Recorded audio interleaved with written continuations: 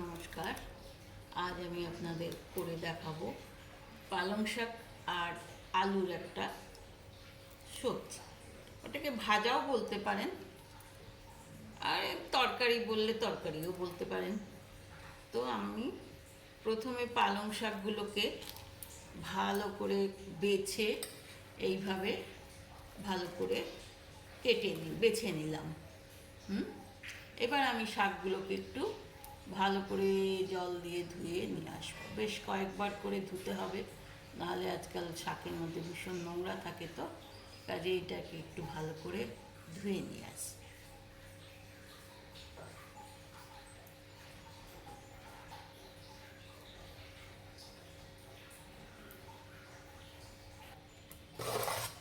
দেখুন, আমি শাকগুলোকে ভালোভাবে ধুয়ে নিয়ে এসেছি। এইবার এই শাকগুলোকে আমি কুচি কুচি করে কেটে নেব।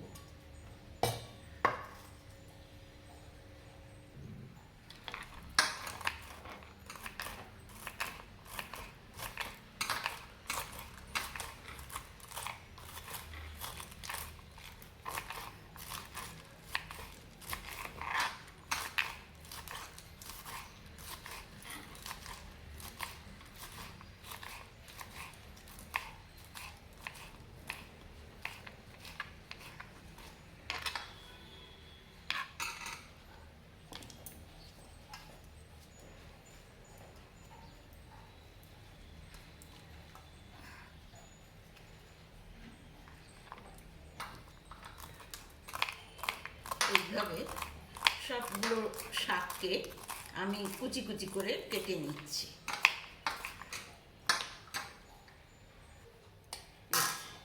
এইভাবে শাকগুলোকে কুচি কুচি করে আমি কেটে নিয়েছি।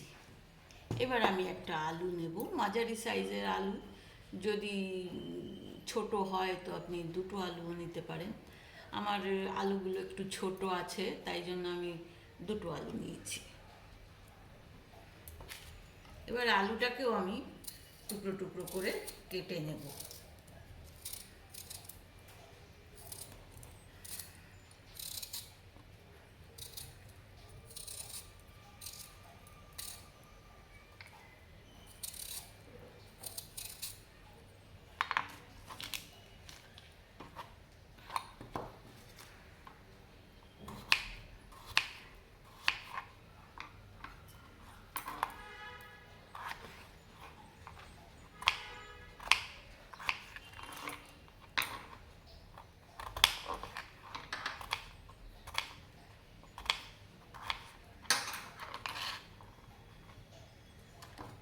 এইভাবে আলুগুলোকে কেটে নেব।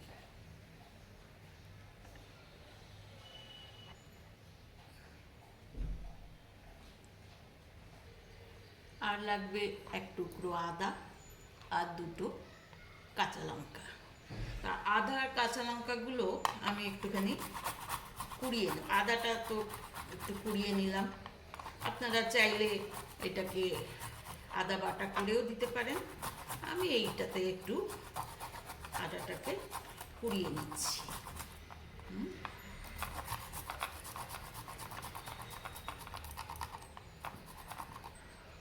এরকম করে আদাটা নিয়ে নিলাম।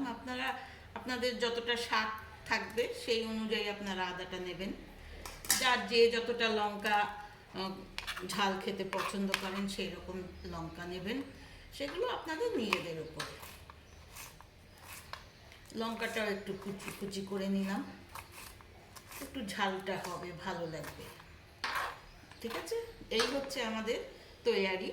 আর আমি তরকারিটা করব একটু মুগ ডাল দিয়ে, সামান্য একটু মুগ ডাল, বেশি লাগবে না, সামান্য একটু মুগ ডাল দিয়ে আমি এই তরকারিটা বানাবো। ঠিক আছে, চলুন তাহলে শুরু করি। আমি গ্যাস জ্বালিয়ে কড়াই বসিয়ে দিয়েছি। কড়াইটা একটু গরম হলে আমি ওর মধ্যে দেবো একটুখানি সর্ষের তেল।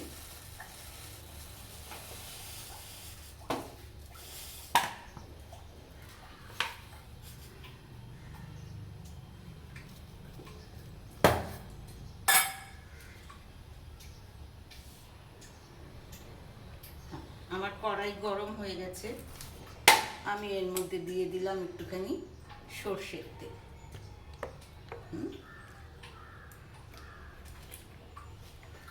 তেলটাও আপনারা নিজেদের ইচ্ছে মতো দেবেন, যদি কেউ কম তেল খান তো কম তেলও দিতে পারেন।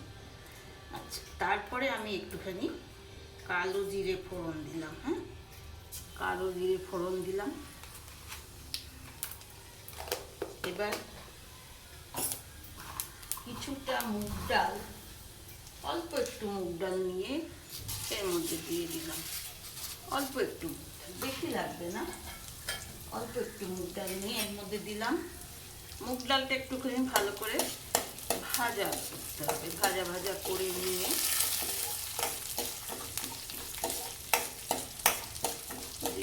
একটুখানি ভাজা হয়ে গেলে এই যে আলুগুলো কেটে রেখেছি না, এই যে আমি আলুগুলো কেটে রেখেছি, সেই আগে যে আলু কেটে রেখেছিলাম সেই আলুগুলোকে এর মধ্যে দিয়ে দেব।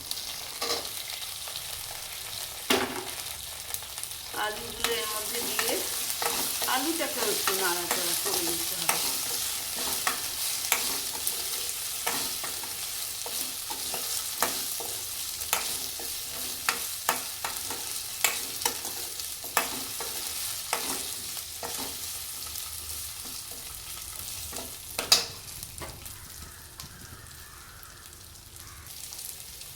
আলুটা একটু নাড়াচাড়া করে নিয়ে যে লঙ্কা আর আদাটা কেটে রেখেছিলাম ওটা দিয়ে দিলাম।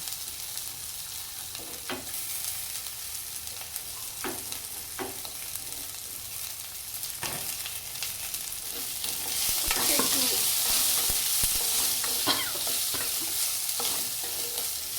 কিছুটা ভাজা ভাজা করে নিয়ে এবার আমি শাকগুলো দিয়ে দেবো এর মধ্যে।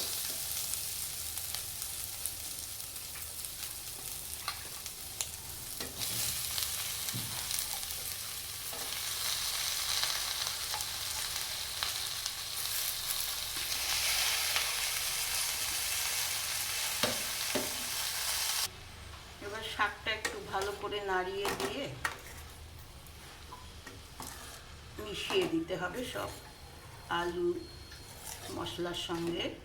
শাকটাকে ভালো করে মিশিয়ে দিয়ে এর মধ্যে আমি দেব পরিমাণ মতো নুন আর একটু হলুদ। বাস, আর কিচ্ছু লাগবে না, একটু নুন আর হলুদ দিয়ে আমি শাকটাকে আবার একটু নাড়াচাড়া করে এবার আর একটু নাড়াচাড়া করে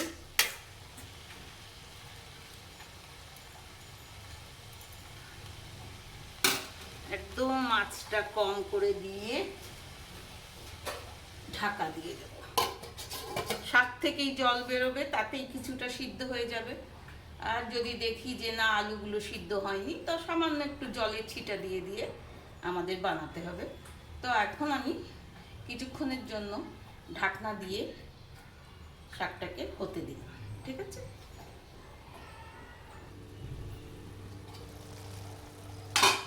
দেখুন শাক থেকে বেশ জল বেরিয়েছে। তো এখন এটাকে, যা জল বেরিয়েছে তাতেই আমার মনে হয় আলু সিদ্ধ হয়ে যাবে, আলু এবং ডালটা। তাও যদি সিদ্ধ না হয় তো আপনারা একটু জল ছিটা দিয়ে দিয়ে সিদ্ধ করে নিতে পারেন, তবে আমার মনে হয় এতে হয়ে যাবে। দেখি কিছুক্ষণ আরও হোক, তারপরে দেখছি।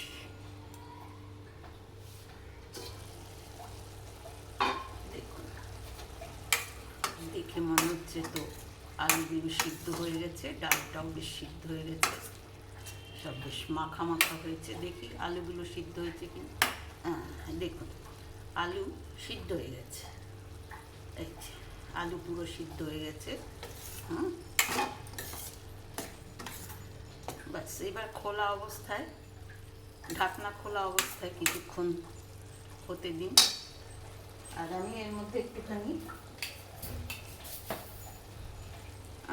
একটু চিনি দিচ্ছি। নিরামিষ তরকারিতে একটু চিনি দিলে ভালো লাগে। যদি আপনাদের পছন্দ না হয় তো আপনারা দেবেন না, কিন্তু একটু চিনি দিলে বেশ টেস্টটা বেশ ভালো হয়। ব্যাস, এই হয়ে গেল। আলু দিয়ে পালং শাকের তরকারি। এর মধ্যে একটু ধনেপাতা কেটে দেবেন যাদের ধনেপাতা ভালো লাগে। আমাদের ধনেপাতা অতটা পছন্দ করে না তাই বাড়ির লোক, ওই জন্য আমি ধনেপাতা দিচ্ছি না। কিন্তু যাদের ভালো লাগবে তারা এর মধ্যে একটুখানি ধনেপাতা কুচিয়ে দিয়ে দেবেন। ব্যাস, এই হয়ে গেল আজকের আলু পালং শাকের তরকারি।